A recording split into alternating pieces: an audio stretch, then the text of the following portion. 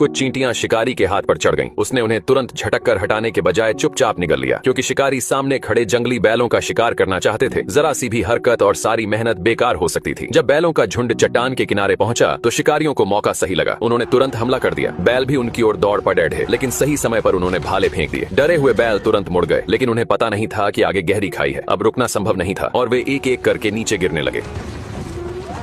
ये देख बैलों का राजा अचानक समझ गया और गुस्से में शिकारियों की ओर टूट पड़ा। वह अपनी रानी की मौत का बदला लेना चाहता था। गुस्से से भरे उस विशाल बैल को देखकर पहली बार शिकार पर निकला लड़का घबरा गया। तभी उसके पिता की तेज आवाज सुनकर उसे होश आया, लेकिन तब तक बहुत देर हो चुकी थी। इससे पहले कि वह संभल पाता, बैल ने उस पर हमला कर दिया और उसे अपने सींगों पर उठा लिया। अपने बेटे को बचाने के लिए पिता ने तुरंत भाला फेंका, जो बैल के पेट में जा धंसा। दर्द से तड़पते हुए बैल ने लड़के को उठाकर खाई की ओर फेंक दिया। जब सब लोग वहां पहुंचे तो देखा कि लड़का चट्टान के किनारे लटका हुआ था। पिता ने उसे पकड़कर रहने को कहा, लेकिन जिस पत्थर को उसने पकड़ रखा था वह अचानक टूट गया। लड़का नीचे गिरकर एक चट्टान पर बेहोश हो गया। पिता उसे बचाने के लिए नीचे कूदना चाहते थे, लेकिन साथियों ने उन्हें रोक लिया। उन्होंने कहा कि अब उसे बचाना संभव नहीं है और एक मुखिया होने के नाते उन्हें समझदारी दिखानी चाहिए और लोगों को सुरक्षित घर ले जाना चाहिए। पिता ने दुखी मन से बेटे की याद में एक स्मारक बनाया और अपने कबीले के साथ वापस लौट गए। काफी समय बीत गया। एक गिद्ध उस लड़के के पास आकर बैठा और उसे खाने ही वाला था कि लड़का अचानक होश में आ गया। उसने गिद्ध की गर्दन पकड़कर उसे खाई में फेंक दिया। उसने अपने पिता को पुकारा, लेकिन कोई जवाब नहीं मिला। अब उसे समझ आ गया कि उसे खुद ही बाहर निकलना होगा। वह सावधानी से नीचे उतरने लगा, लेकिन अचानक उसका हाथ फिसल गया और उसके पैर भी सहारा खो बैठे। अब उसकी स्थिति और भी खराब हो गई। तभी अचानक तेज बारिश शुरू हो गई। थका हुआ लड़का पूरी तरह निराश हो गया। नीचे तेजी से बढ़ते पानी को देखकर उसने एक आखिरी फैसला लिया। अब सब कुछ किस्मत पर छोड़ना होगा। अगर बच गया तो ठीक, नहीं तो 18 साल बाद फिर जन्म लेकर वापसी करेगा।